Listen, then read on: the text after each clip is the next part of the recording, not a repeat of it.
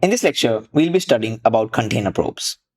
Now, whenever a pod is created and a container process starts, Kubernetes service will start sending the traffic to that pod, even if it's not ready to handle that. And whenever the pod is running, and if you have overload of the traffic and a deadlock situation where your pod actually is not live and but the process is running, so Kubernetes will think it's fine and it will keep sending the traffic and your pod will not respond in the way it should. To handle these kind of scenarios in Kubernetes, there are container probes that can be defined.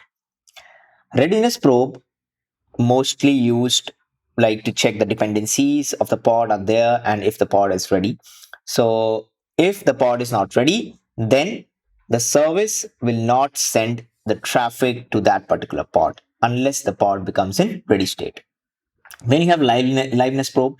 So if say like we talked about the deadlock situation, say you have a deadlock situation, so liveness probe will just check whether your pod is alive or not. If it's not, then it will restart, and again if it's success, the check that you have defined in the probe, and if it's success, then your pod will again start some the traffic properly.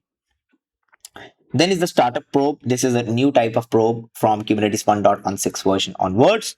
So it's kind of like you have a special kind of liveness probe. So it halts the execution of other probes, and first the startup probe is executed, and unless and until it completes or it's a success, then the liveness probe will continue the execution.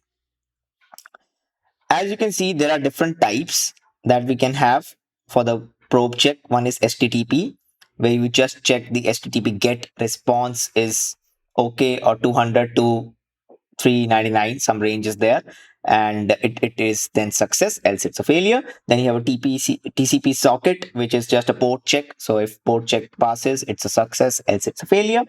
Then you have a command check. So if you have a custom command that you want to run and have a custom result, so if it's 0, then it's success, and if it's not, then it's a failure. So you can have a different customized command to check whether your container is healthy or not.